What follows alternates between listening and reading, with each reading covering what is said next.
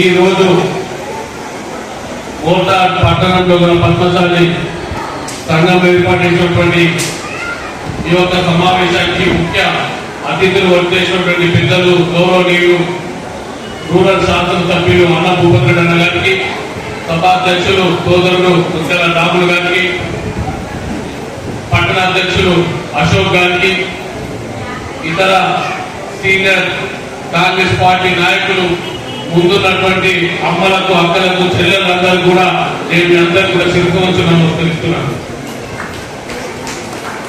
నాకు ఇప్పుడు ఉంటుంది ఆడవాళ్ళ మీటింగ్ పిలిపేసి ఇబ్బంది పెట్టారు, కానీ ఈ సంవత్సర కాలం పాటు ఎప్పుడు ఇబ్బంది పెట్టలేదు.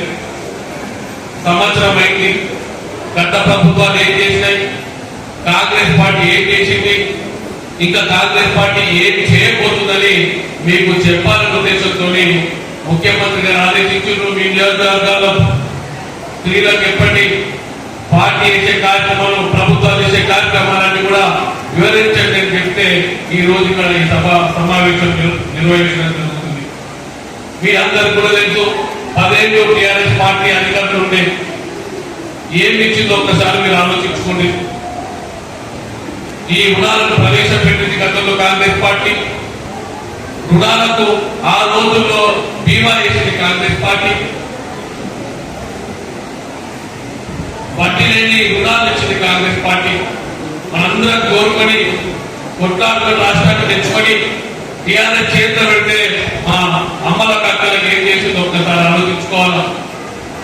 బీమా రద్దు చేసింది, ఈ రుణాల మీద వడ్డీ అనేది. కానీ కాంగ్రెస్ పార్టీ ఏర్పడిన సంవత్సరంలోపే ఆర్థిక వ్యవస్థ మొత్తం చిన్నాభిన్నం అయిపోయింది. ప్రభుత్వం ఏర్పడే నాటికి ఎంత అప్పుందో ఎవరు చెప్పలేని పరిస్థితి. గతంలో 3 లక్షల కోట్లు అనేవారు. పార్టీ కాంగ్రెస్ పార్టీ అధికారంలోకి వచ్చిన తర్వాత లెక్కలు చూస్తే 7 లక్షల కోట్లు అప్ప 7 లక్షల కోట్లు అప్పు చేసి టీఆర్ఎస్ పార్టీ అని మీ అందరూ కూడా గమనించాలా. ఆ రోజు పింఛన్లు వచ్చేవి కావు, నెల టైం పింఛన్లు ఇచ్చేవారు కాదు, ఉద్యోగులకు జీతాలు ఇచ్చేవారు కాదు, మనం అమ్మిన బట్టలకు టైంకు పైసలు వచ్చేవి కావు.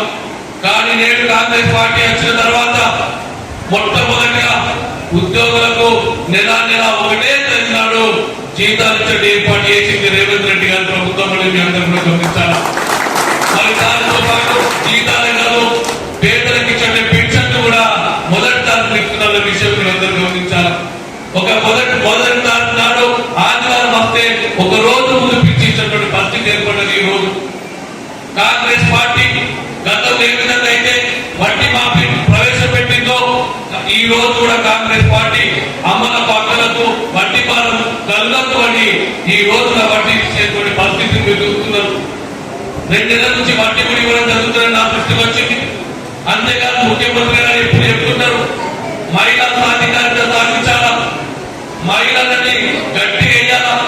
మరి దాంట్లో భాగంగా 1,00,000 కోట్లు ఈ 5 సంవత్సరాలు కాంగ్రెస్ పార్టీ మహిళలకు బ్యాంక్ లింకేజ్ ద్వారా రుణాలు ఇవ్వబోతున్న విషయం మీ అందరూ కూడా తెలియజేస్తున్నారు. మీరందరూ శుద్ధంగా లోన్లు కడుతున్నారు. 100 మంది లోన్ తీసుకుంటే 99 మంది కడుతున్నారు ఈ రోజు లోన్లు. అందుకే మీకు రుణాలు ఇవ్వాలని ముఖ్యమంత్రి గారు ప్రవేశపెట్టింది. మీరందరూ సద్వినియోగం చేసుకొని ఆ డబ్బులతోని మన కుటుంబాలను చక్కదిద్దుకోవాల్సిందిగా మీ అందరూ కూడా విజ్ఞప్తి చేస్తున్నామా.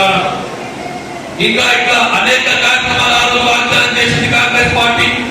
కాంగ్రెస్ పార్టీ అధికారంలోకి వచ్చిన వెంటనే మహిళలకు ఉచిత బస్సులు ప్రవేశపెట్టింది కాంగ్రెస్ పార్టీ. మరి దాంతో పాటు మీ గృహాలకు ఉచితంగా కరెంట్ కూడా జరుగుతుంది. మరి అంతేకాదు సిలిండర్ అక్కడక్కడ ఇబ్బంది అవుతుంది. కొంతమందికి సిలిండర్ డబ్బు కావడం లేదని మా దృష్టికి వచ్చింది. ప్రభుత్వం ఏర్పడే సంవత్సరం అయింది. అందరు ఆఫీసర్లు కూడా విపరీతమైన పని ఒత్తిడిలో ఉన్నారు. ఇంకా కొంత సమయం అయితే సిలిండర్ డబ్బు కూడా మీకు ఎవరు తప్పకుండా అనే విషయం మీ అందరూ కూడా తెలియజేస్తున్నాం. అక్కడ మనందరం ఇక్కడ మహిళా సంఘంలో పని కూడా ఇక్కడ ఉన్నటువంటి వాళ్ళు ఎక్కువ రైతు కుటుంబాలే. మీరు గతంలో వడ్ల మీద నిలబడి కూడా డబ్బులు వచ్చేది కావు, పిట్టకేసినట్టు చూసేవాళ్ళం. కానీ ఈ రోజు మీరు పండించి అమ్మిన ధాన్యానికి కేవలం 3 నుంచి 4 రోజుల్లోనే మీ గౌరవించాల్సిన విజ్ఞప్తి. మరి అదొకటే కాదు, మీరు కష్టపడి పండించే పంటకు బోనస్ ఇస్తామని చెప్పింది రేవంత్ రెడ్డి గారు ప్రభుత్వం రాకముందు చెప్పింది. ఈ రోజు బోనస్ కూడా మీ అకౌంట్లలో మీ ధాన్యంతో పాటు 2 రోజుల్లో కూడా మీకు డబ్బులు కూడా జరుగుతున్న విషయం మీరందరూ కూడా గమనించాలి. ఇలా అనేక కార్యక్రమాలు ఉన్నాయి. ఆర్థిక వ్యవస్థ చిన్న భిన్నమైపోయింది. ఒకటి కుదర పెట్టు, ఇంకా అక్కలకి ఇచ్చిన హామీలు కూడా నెరవేర్చాల్సిన అవసరం ఉంది. పింఛన్ని పెంచాల్సిన అవసరం ఉంది. ఆ రోజు ఏదైతే వాగ్దానం చేసిందో ఈ రోజు కూడా కాంగ్రెస్ పార్టీ మీ పింఛన్ను పెంచేందుకు సన్నద్ధంగా ఉన్న విషయం మీకు మరొకసారి తెలియజేస్తూ, పింఛన్ కాదు, ఆ రోజు మహారాష్ట్ర పథకం కింద ప్రభుత్వం ఎలక్షన్ అప్పుడు కాంగ్రెస్ పార్టీ చెప్పింది ప్రతి ఆడబిడ్డకు 2000 ఇస్తామని చెప్పేసి. ఈ రోజు కూడా పార్టీ కట్టుబడింది. మీకు త్వరలో ఆ పథకం కూడా అమలు కాబోతుందన్న విషయం మీ అందరూ కూడా చెప్తున్నాం. రైతులకు ఏ విధంగానైతే రైతు భరోసా పథకం ఇస్తున్నారో కాంగ్రెస్ పార్టీ చెప్పింది భూమి లేని పేదలకు కూడా సంవత్సరానికి 12,500 ఇస్తామని చెప్పి. ఈ రోజు కూడా చెప్తున్నామ్మా,